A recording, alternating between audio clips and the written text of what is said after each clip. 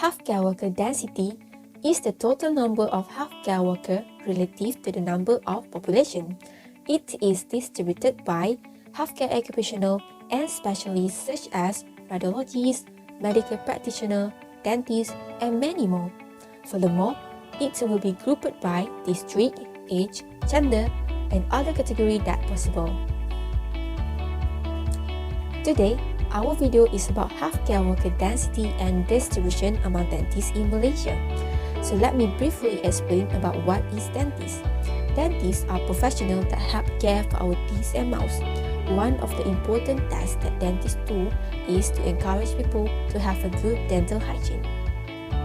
According to the annual report Malaysia Dental Council, the number of dentists in Malaysia in 2015 is 6,348, in 2016 is 7,189, in 2017 is 8,598, while in 2018 is 9,699, and lastly in 2019 is 10,801 dentists were recorded. From the data, it showed the increasing number of dentist practitioners from 2015 to 2019 in Malaysia. Okay, moving forward with the next part, which is health workforce supply and trends. To be exact, for this dentist profession, as of the year 2020, the number of dentists in Malaysia is at disproportionate rate. This mainly comes from estimation that we have made for every 1/100,000 population in each state in Malaysia. Thus, we can see per list ratio by every one dentist, there are 518 patients to serve, while for other states, it is averaging at one dentist for every 131 patients. As a result, based on the data gathered, it is clear that Perlis requires a larger dentist workforce for the year 2020 than other states do. Keeping the appropriate quantity of dentists on hand is a tough balancing act. If the staff is only a few people, they won't be able to adequately care for the patients. Determining the workflow bottlenecks and estimating the number of staff required to relieve the pressure will help to reach the optimal number of dentists in Perlis and balance the number of dentists throughout Malaysia. Therefore, in order to maintain a balanced number of dentists in Malaysia in accordance with population for each state in the coming year, adding more permanent dentists may be the best course of action. On the other side, analysis has been done using trend analysis, in which we attempt to forecast yearly trends in the overall number of dentists in each state in Malaysia. A rise in dentist number is apparent starting in 2015. In Negeri Sembilan alone, there were 282 dentists available in 2016 as opposed to 283 in 2015.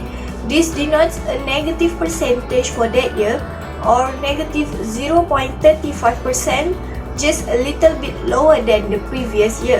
A graphical data presentation for the total number of dentists in Malaysia for 2020 can be viewed here in the maps. Another table shows the percentage of dentists in Malaysia who will increase in number between 2016 and 2020. For the next part, I will pass it to Nurin. Malaysia faces shortage of dentists as some of them decided to work out of the local area for having a more secure position and high wages. Even when the economy order opens up and the Ministry of Health advertises the opportunity for dentists to work under the government, it is still inadequate to accommodate patients related to the oral problems. Numerous dentists decided to out of be workers in government, thus they opened up their own clinic as soon as they graduated. This automatically will reduce the number of dentists in the government field. There's a concern that some of government staff who work in dental professions are not flexible because of the shortage in dental health professionals. On the other hand, Malaysians live in the shortage areas of dental health professionals and where the dental care is hard to find. As an example, people who used to live inland or rural Sabah and Sarawak, they are not exposed to the significance and consequence of having oral or dental care by professionals.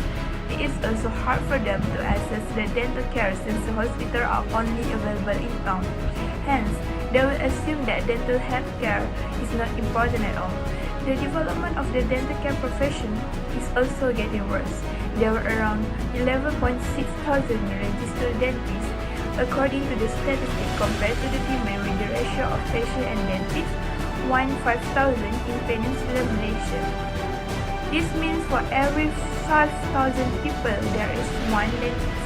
Approximately, there are 11,000 dentists in the country, and the ratio for Sabah and Sarawak is 1:11,000. However, the government decided to reduce the compulsory training for dentists, and the demand for dentists is expected to decrease in Malaysia. Malaysia is also having issues with the lack of allocation funds in the development of dental healthcare. In 2020, according to Oral Health Program Ministry of Health Malaysia, the total receiving budget for operating and development is 989,974,600 and it is reduced to 978,200,000 in 2021 as a result of the greatest public health crisis history, which is COVID-19. Malaysia government refused to hire more dentists in spite of their advertisement. This automatically will have an impact on matters in the dental field such as delayed treatment. Delayed treatment often occur especially on the government's patients, where they need to endure their oral pain while waiting for their turn, as the government's hospital lack dental professions and a large number of patients. As a result, every clinic or government hospital is having overcrowded patients every single operating hour. It's also my concern that they might hire lower skilled healthcare dental to cut costs, since it is insufficient funds to employ more professionals and skilled dentists. I'm going to talk about a few recommendations to overcome this issue. First of all, we need to overcome the lack of allocations funds in the development of dental healthcare. Thus, we noticed that the government was reducing the budget from 989,974,600 ringgit Malaysia to 978,200,000 ringgit Malaysia due to pandemic COVID-19. Government should not reduce the fine because there are a lot of faults in rural areas that are still neglected from getting oral health care. Government should do something and find a way to increase fines in our country. Government should export more local products abroad to cover fines in our country. As we know, our country is rich with palm trees, hence we need to take this advantage by producing high quality palm oil and more cooking use and export it abroad. When our country has enough funds, the government has no need to reduce the development in healthcare and could establish more oral health care in all corners of state in Malaysia. With this enough funds, our country also can hire more professional dentists, including in the rural areas. Other issue next to be overcome is the consequence due to the lengthy waiting list for orthodontic treatment at public dental clinics and causing the existence of fake dentists, especially for braces fitting. Thus, fake braces come from societal pressures or a genuine needs for treatment. This unintentionally increased demand for orthodontic fixed appliances among impressionable young adults. The young generation spend a lot of time on social media, which has made it an ideal platform for marketing. Illegal suppliers exploited this vulnerability to meet this demand. It was such a very dangerous situation to us because it will risk our oral health. Therefore, fake braces is illegal according to Malaysian legislation. One needs a Bachelor of Dental Surgery degree from an accredited training program to practice dentistry. They must also be registered with the Malaysian Dental Council, practice dentistry in licensed and secure facilities. False braces are illegal under the Dental Act of 1971, Act 51, the Dental Act of 2018, Act 804 and Section 27 of the Private Healthcare Facilities and Services Act PHFSA of 1998, 26, 27 and 28. Section 41 of the Private Healthcare Facilities and Services Act of 1998, which carries a maximum punishment of 300,000 ringgit Malaysia and a potential jail sentence of 6 years or both, if found guilty, has been used to prosecute several fraudulent braces suppliers in Malaysia. Density and distribution among dentists in Malaysia are so important. With the right number of dentists in every state, it can help to prevent disease, dental problem, and issue occurring among the public in Malaysia. For example, dental caries and periodontal disease is one of the common dental disease that can disrupt overall health. From the discussion above, it shows how important dentists in taking care of our dental health, and having the right number of dentists in every state play an important role in order to keep the balance and productivity among dentists.